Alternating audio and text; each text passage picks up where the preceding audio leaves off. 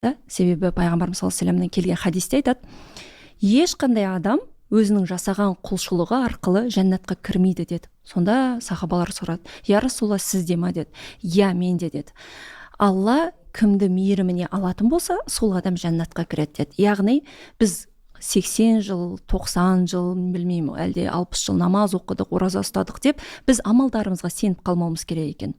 Біз Алладан мейірім күтуіміз керек. Алла мейіріміне алатын болса, ол сауабын да аямайды, Алла тағалам сізге niғметін де аямайды, осы дүниеде болсын, ақыретте де болсын, иә. Енді хадисте айтады, Абу Хурайрадан жеткен хадисте, Алла тағала жалпы осы мейірім деген нәрсені 100 бөліктен жаратты дейді. Оның 99 бөлігін өзінде және бір бөлігін осы жер бетіне тарқатты дейді.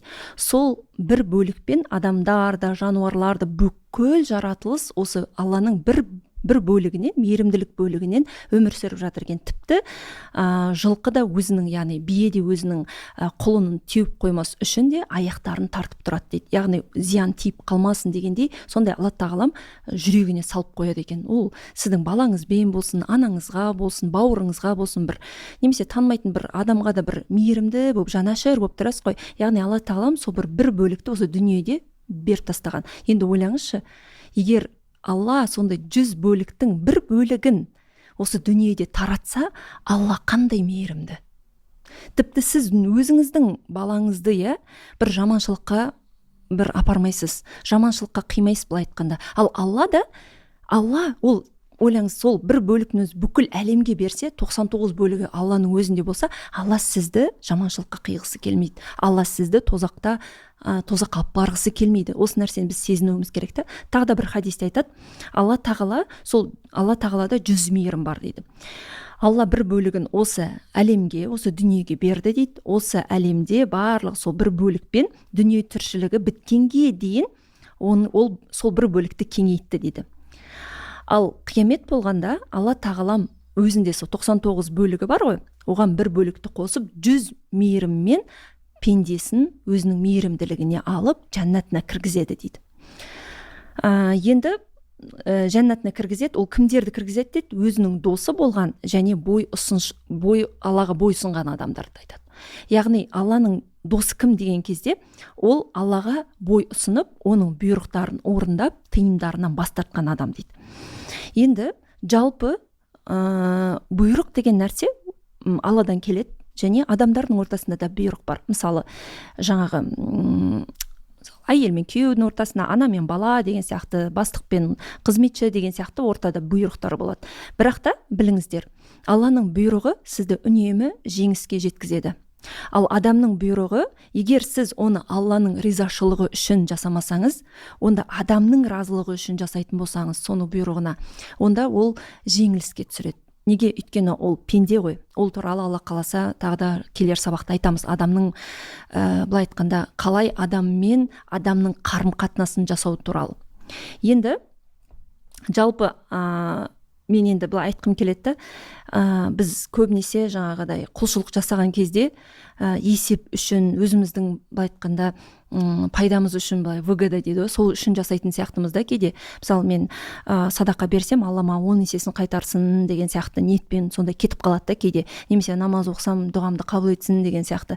Бірақ біліңіздер, қашан сіз осындай есеппен құлшылық жасайсыз, көбінесе сынақ болып кетеді осы дүниеде. Сіз сол нәрсемен сыналып қалатын сияқтысыз да. Кейде біреулер Аллаға бойсынған кезде қорқыныш сезіммен бойсынады. Яғни жаңағыдай бұйрықтарын қорыққаны үшін жасайды. Енді қорқыныш ол екіге бөлінеді. Біріншісі ол Алланың жазасынан қорқу. Яғни мен намазды оқымадым, или Алла тағаланың тағы да бір басқа да бұйрықтарын жасай алмадым, ертең мені жазалайды ғой деп, сол жазадан қорыққандығы үшін орындауы мүмкін. Екіншісі ол жоғалтып алудан қорқу. Міне бұл именно осы екіншісі бізге керек та. Яғни Алланың мейірімділігін, Алланың сізге бір жұмсақтығын, сондай нәрседен жоғалтып алудан қорқу керек та Алладан. Яғни мен қазір бұйрықты жасаймын, Алланың тыйымынан тыйыламын, себебі мен Алланы жақсы көремін. Және мен сол сезімді Алладан жоғалтып алғым келмейді десе, міне нағыз иманның ләззатын табады екенбіз біз. Сонда біздің жүрегімізде Алладан деген қорқынышымыз міне осы тақуалық. Яғни Алладан сол Алланың мейірімін жоғалтып алудан қорқамын деген нәрсе.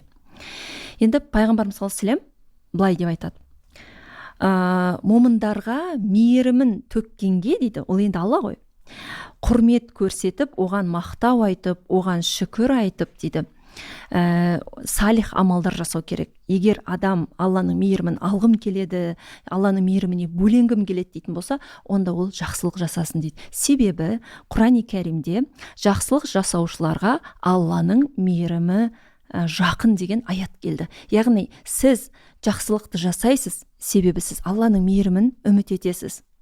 Міне, қандай үмітпен сіз жасайсыз, Алла оны үмітіңізді ақтап береді.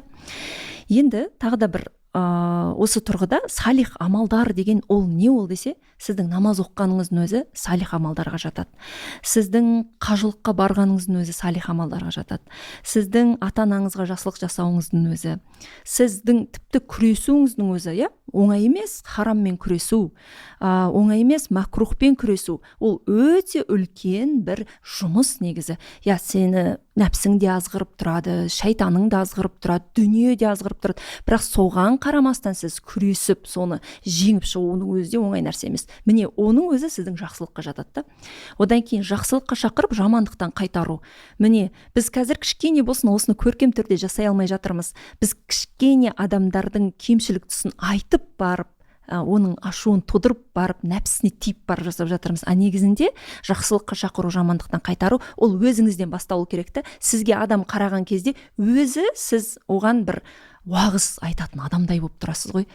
Ана адам келді ғой деген сияқты бір сол адамға қараған кезде одан ислам көрініп тұру керек, былай айтқанда. Яғни біз егер өзіміз жасай алмай жатқан дүниені біреуден талап етуіміз енді ол орынсыз болады да. Яғни сіз бір тұрақты бір істі жасап жүрсеңіз, мысалы, үнемі мүмкін зікір айтасыз ба, үнемі дәрет алғаннан кейін 2 ракат намаз оқып жүрсіз ба, оны тастамай жүрсіз ба, сол нәрседен сіз уағыз айта аласыз да. Мен мынандай нәрсені жасап жатырмын, давай сен де жаса, өйткені мен оның ләззатын тауып жатырмын, сезіп жатырмын деп сіз адамдарға айтқан кезде, ол жүректен шыққан сөз, ол міндетті түрде жүрекке қонады. Одан кейін зікір ету, Алланы еске алу, ол да жақсылықтың бір түрі. Одан кейін аз да әр дәрет алған сайын мен 2 ракат намаз оқып жүрмін дейді. Ойлаңыз, намаздардың ішіндегі ең азы ол 2 ракат намаз. Білмеймін енді сіздерге қалай, бірақ бір 2-3 минут, бір 5 минут қана уақыт алатын намаздың түрі. Бірақ ол кісі үнемі дәрет алғаннан кейін сол намаз оқиды екен да. Ол оны тастамай тұрақты түрде амалға айландырған. Алла тұрақтылықты жақсы көреді. Алла тағала күнделікті әр дайымдылықты жақсы көреді. Біз айына, жылына бір күшті керемет адам болып, бір 100 ракат намаз оқып тастап, немесе жаңағындай керемет бірден көп садақа беріп тастағанды емес. Тұрақты түрде аз да болсын, бірақ тұрақтылықты жақсы көреді. Өйткені неге? Сіз күнде жасаған сайын Алланы еске аласыз. Алламен байланыста боласыз да. Міне осы